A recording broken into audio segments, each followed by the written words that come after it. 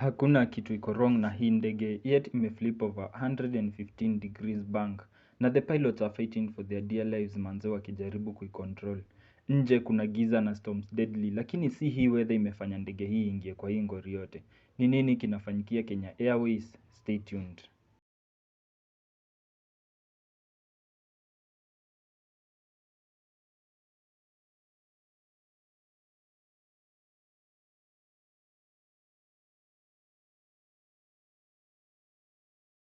Kenya Airways flight number 547 ilikuwa ndege ya kawaida ya kubebea abiria ambayo ilikuwa scheduled on 4th May 2007 na ilikuwa divided into two legs.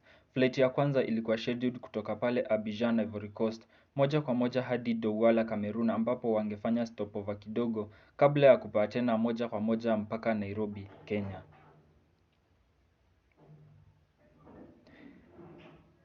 Safari hii ilipangwa kufanyika masaa ya jioni mpaka masaa ya asubuhi na mapema ikiwa na departure time ya 18:30 kutoka Abidjan na arrival time ya kitu saa 9 pale jijini Nairobi. The captain of this flight alikuwa Mkenya mwenye umri wa miaka 52 na kabla ya siku hii ya hii kisa alikuwa amepiga kazi hii kwa miaka 16. Alikuwa na experience ya over 8,000 hours total flying time. Most of his flying time ilikuwa kwa ndege aina ya Boeing 737 ambayo ndiyo ndege walikuwa wanasukuma siku hiyo.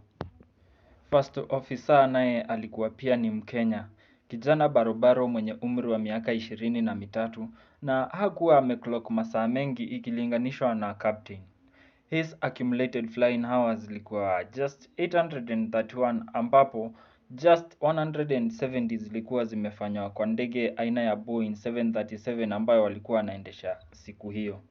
The first leg from Abidjan to Douala went uneventful, but when the crew were doing their pre-flight checks, wakanot pale Douala weather ilikuwa inaanza kuchacha with a lot of forecasted thunderstorms, heavy winds and low visibility kwa ile period watakuwa pale. Hii ilikuwa concern kidogo provided that walikuwa na enough fuel, hivyo haikuwa a big deal. Pia thunderstorms zilikuwa temporary, hence they could hold and wait for them to pass, then make their landing at Douala.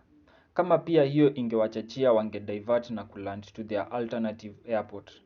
After kufanya pre-flight checklist, mapilots walibrief the crew about the flight times na possible turbulence which they were likely to experience. After briefing the crew wakaenda kwa cockpit na kuanza kuprepare for their first leg of their flight schedule. Ndege waliokuwa wasukume siku hii ilikuwa relatively new Boeing 737-800 ambayo Kenya Airways walikuwa wameacquire 7 months prior to this flight.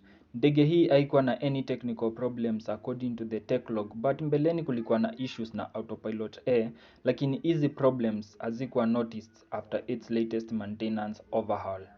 After the pilots kumaliza kufanya safety inspection of the plane, the crew started boarding their 55 passengers and at 18:30 local time in Abidjan, ndege ikatake off normally na kuproceed kuelekea Douala.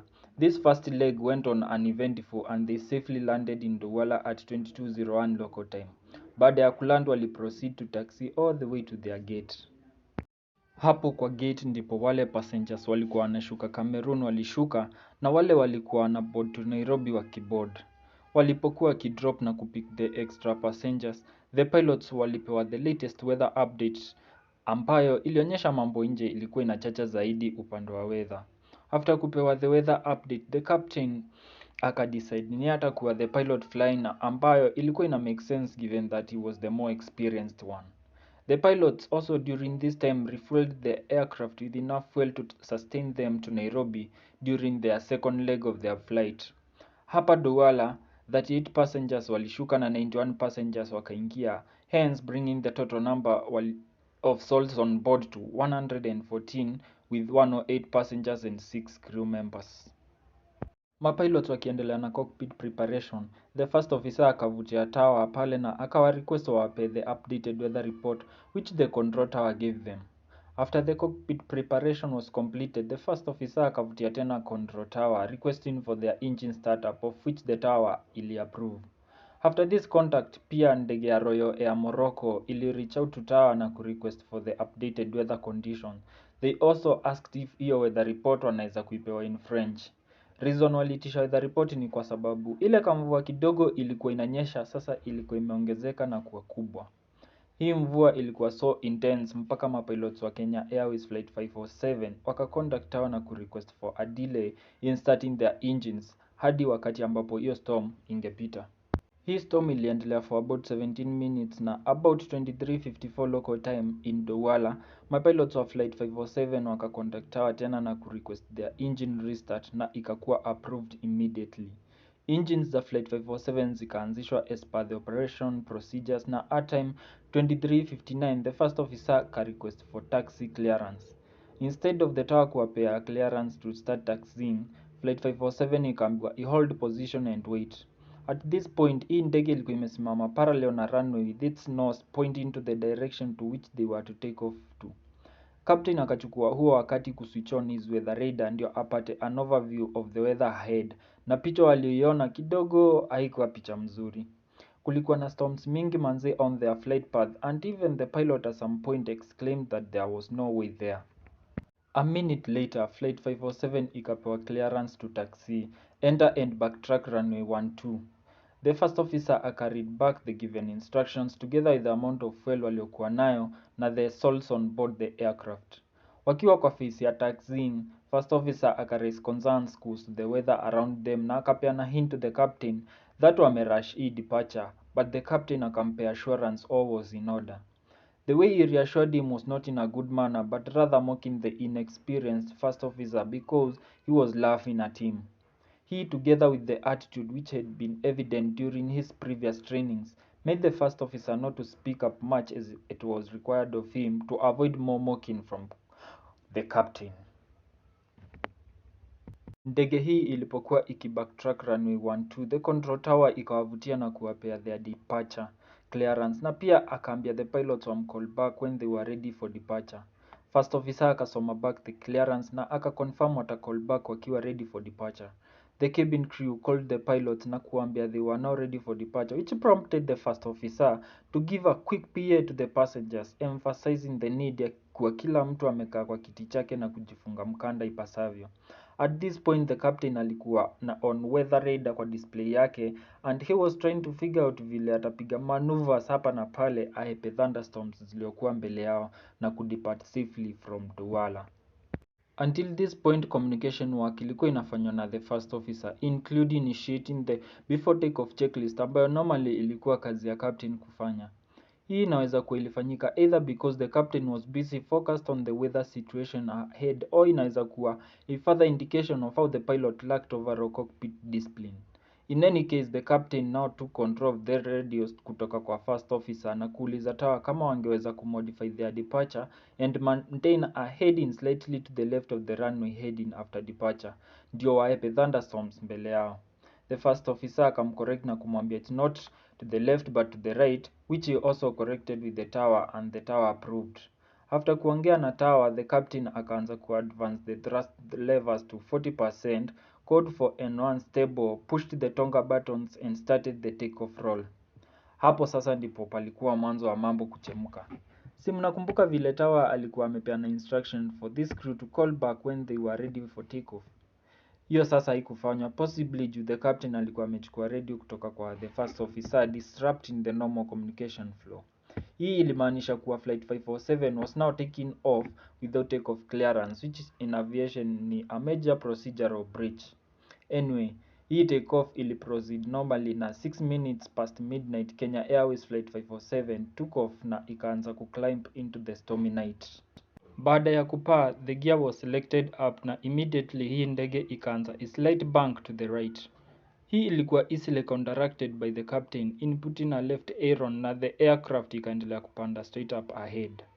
The right bank was most likely caused by the selected right trim the pilots walikuwa wameselect wakitoka pale Abidjan kuja Douala.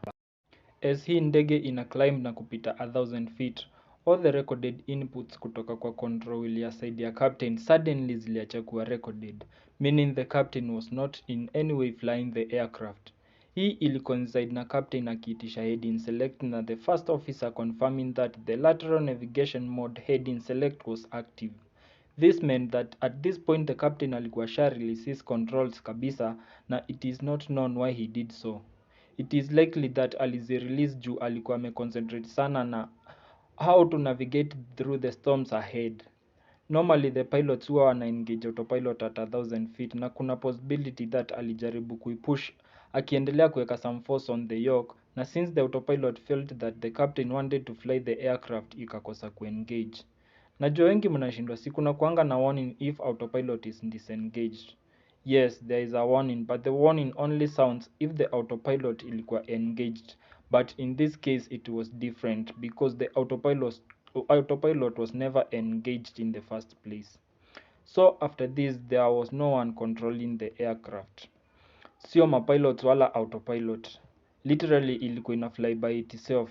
Most likely captain alikuwa anaangalia nje na weather radar, kisha akaanza kuturn the heading bag pale kwa the control panel away kutoka kwa runway heading kama walivyokuwa wameplan kufanya. Akaselect 132 degrees, na alipokuwa akifanya hivyo, ile trim ya to the right ikaanza kukick in since hakukuwa na mtu wa kuicontract pale kwa control wheel. Hii ikafanya ndege ianze kuroll over to the right, which the pilot misunderstood, thinking it was the autopilot doing its work.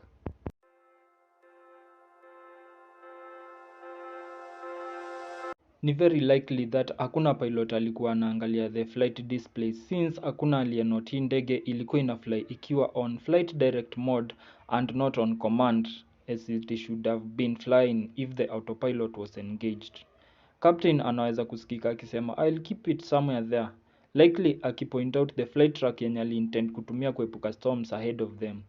Pia akamove the heading bag further to 139 degrees, which caused the flight direct command bar on his primary flight display to move further to the right, showing him how he was supposed to turn. Hii ingempea clue that kuna kitu ilikuwa wrong na ilifaa kuwa rectified, but unfortunately he did not notice that. As the aircraft passed 1500 feet climbing, autothrottle ika-kick in na kureduce thrust from takeoff thrust to climb thrust. Na first officer is hard calling this out. Hii ndege sasa ilikuwa at 11 degrees bank to the right na speed inaanza kuongezeka juu its nose was slowly dropping. All these changes were not noticed by any of the pilots, na hii ndege ikaendelea kubank while rolling to the right. Hapa hii ndege ilikuwa imefly for about 18 seconds by itself without any of the pilots flying it. Mambo kwa hii ndege ikaendelea kuchacha juu iliendelea kufanya ile uncontrolled right hand turn, na a minute later the first officer akaanza kuuliza the pilot about what he had input in the flight computer. Captain akareach to the heading bag na kuinput a left heading of 120 degrees, but remember the plane is flying itself, so iliendelea tu kupiga ile right roll. The fact that none of the two pilots alinotice that hii ndege haikuwa inafuata the given commands clearly showed that none was looking at his flight displays at this time. Sasa vile hii ndege iliclimb through 2400 feet, first officer akasuggest wanafaa waset standard kwa altimeter zao. Walikuwa wamepewa clearance wa climb to their cruising altitude of 37,000 feet. Hivyo hii suggestion ya first officer haikuwa wrong, ila ilifaa kutoka kwa the pilot flying and not the first officer. Flaps zilikuwa at this point bado ziko extended, na kulikuwa na kazi mingi hawa mapilots walifaa kufanya ndio their after takeoff checklist ikuwe completed. At this point ingekuwa more important kwa first officer kuwa akimonitor chenye ndege ilikuwa inafanya, but that was not the case.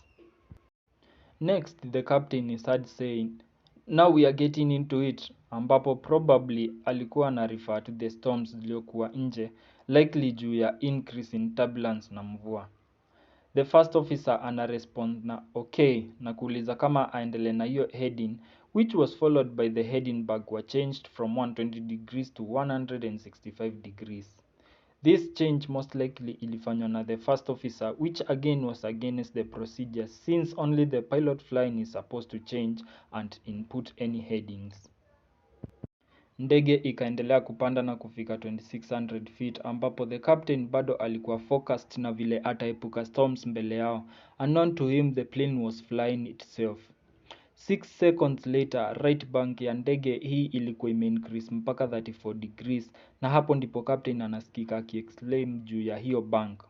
Immediately the aircraft's bank angle warning came up in the cockpit.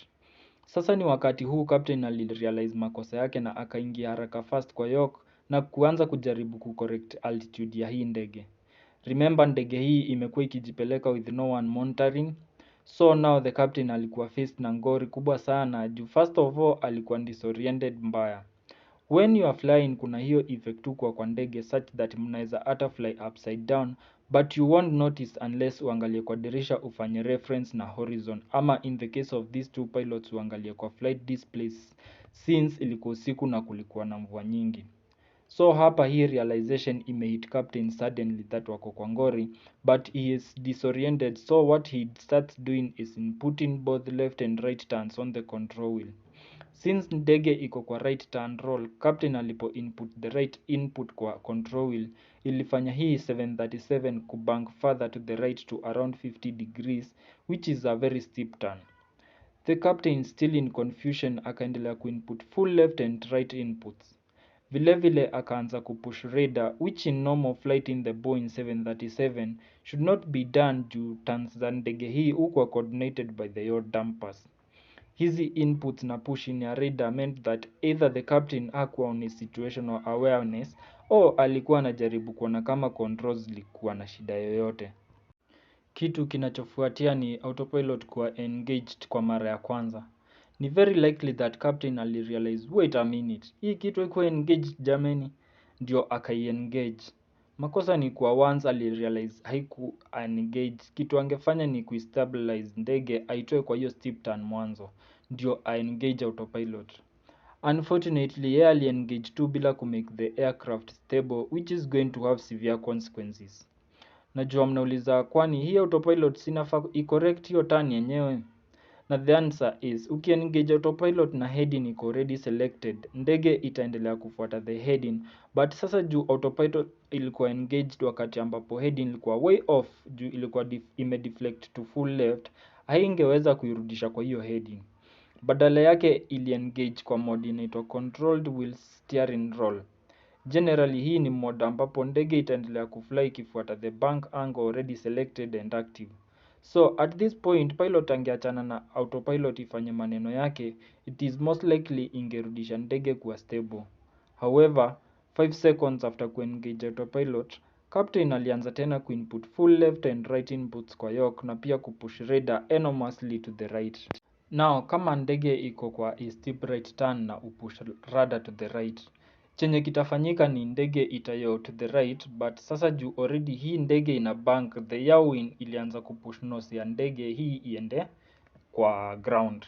Captain anasikika akisema they are crashing, and at the same time anaendelea kuinput left and right inputs kwa York. The first officer naye anasikika akiconfirm maneno ya captain that they are crashing. The aircraft bank iliongezeka ikafika 70 degrees na ndege hii ikaacha kuclimb sasa na kuanza nose diving ikielekea kwa ground. Captain aliendelea kupush the right radar, although at some point input full left input on the York, but the right bank ilikuwa too much given that bado alikuwa na push right radar. Hivyo, hii left input haikuwa enough kupunguza hiyo right bank kwa wakati. 7 minutes 35 seconds past midnight, ndege hii ilifika its highest recorded bank angle of 115 degrees to the right.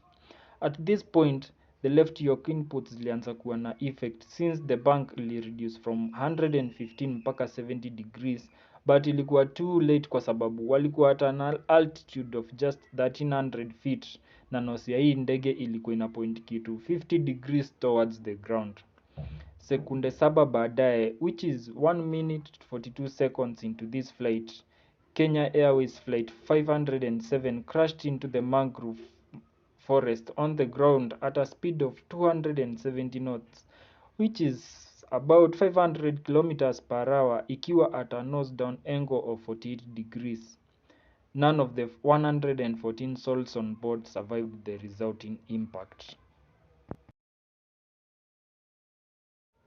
Shughuli za uokoaji zikaanzishwa immediately, but ilikuwa ngori kwa zenyewe kuwa effective juu ya mvua iliyokuwa ikinyesha na ukosefu wa njia za kwenda mahali ndege hiyo ilipoanguka. Baadaye flight data recorder na cockpit voice recorder zikapatikana mahali ambapo mkasa ulifanyika. investigations zikafanywa na ikakuwa concluded kwamba ndege hii ilianguka kutokana na pilots loss of control of the aircraft juu ya vile walikuwa disoriented juu hawakuwa keen kuscan their instruments. It was recommended that all flight crew should receive formalized upset recovery training to avoid such an incident. And that's how Kenya Airways walipoteza their recently acquired Boeing 737-800 together with 114 souls on board. Kindly don't forget to subscribe and like the video. Also share with your friends ndio tukue wengi.